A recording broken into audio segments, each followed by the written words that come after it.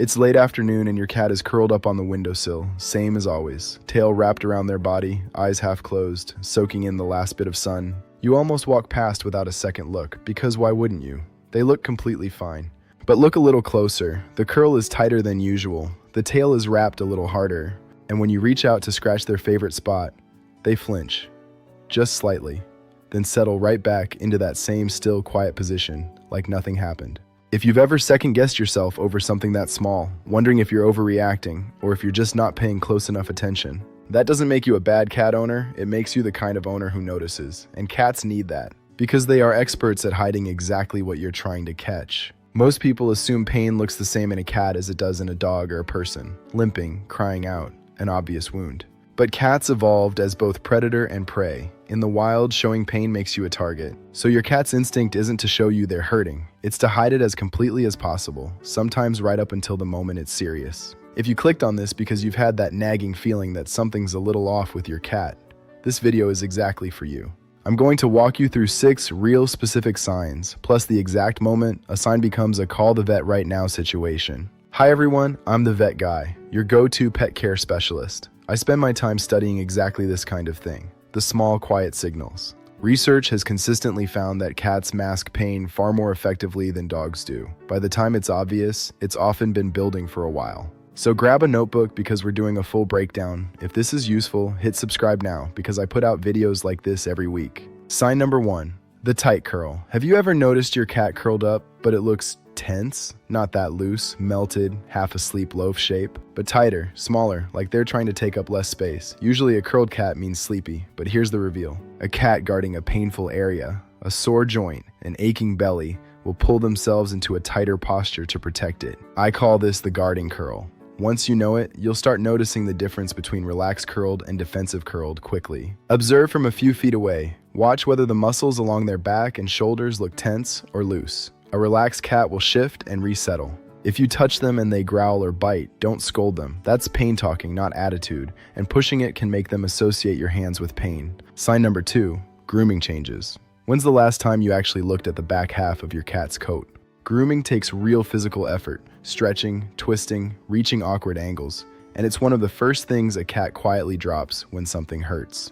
The reveal, pain in the back or hips, often shows up as a coat that looks greasy or matted along the lower back, the hardest spots to reach. On the flip side, some cats overgroom one specific area, licking it raw because that's where the pain actually is. I call this grooming drift. The correct way to check it, run your hand along their back and tail base once a week, feeling for mats or flinching. Take note of any obsessive licking. Don't assume overgrooming is just stress. Pain-related and stress-related overgrooming look almost identical, only a vet exam can tell. Sign number 3, the face tells the truth. Have you caught your cat's face looking subtly off in a way you couldn't describe? The reveal. Cats in pain develop a pain face, squinted eyes, ears rotated outward and flattened, and tightened whisker pads pulled back. It's subtle, but once you've seen it, you can't unsee it. Next time your cat is fully awake, take 10 seconds and look at their eyes, ears, and whiskers together. Don't rely on this sign alone. And don't force eye contact. That stresses them out. Observe from a comfortable distance instead. Sign number 4. Purring isn't always happy. This one surprises almost every owner. Most people believe purring only means content and happy. The reveal.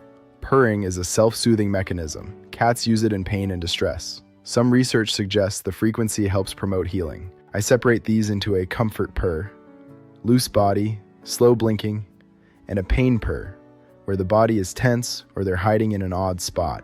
Never use purring as a reason to delay a vet visit if something else has you concerned. It's a supporting clue, not a green light. Sign number 5, litter box changes.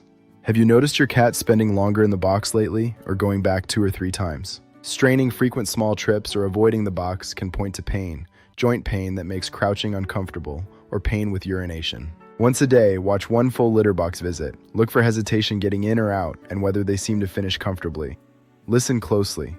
If you see your cat straining repeatedly with little or nothing coming out, especially a male cat, that is a life-threatening emergency. Stop and go to the vet now.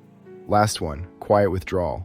Owners often feel bad missing this because it was right in front of them. It's not dramatic, which is why it gets missed. The reveal, withdrawal from normal routines. Skipping the usual greeting or avoiding favorite perches, say kauchen indakios, yo, grudu, is a common pain signal. They are pulling back from effort. You might think your cat has always been independent. The key is comparing your cat to themselves. You know their baseline better than anyone. Trust a change. I've heard owners say their cat just slowed down, only to find arthritis was the cause. Once treated, that cat was jumping on the couch again in weeks. The golden rule: don't try to diagnose off one single sign. What matters is a pattern. 2 or more together, or one sticking around for days. Let's run back through it. Sign 1, the guarding curl. Sign 2, grooming drift. Sign 3, the pain face. Sign 4, purring in the wrong context. Sign 5, litter box changes, and remember the warning. Sign 6, quiet withdrawal. You don't need to be a vet to catch this. You just need to know your cat. Drop a comment. Which sign have you noticed before? Subscribe for more pet care tips. Give your cat an extra scratch tonight from the Vet Guy.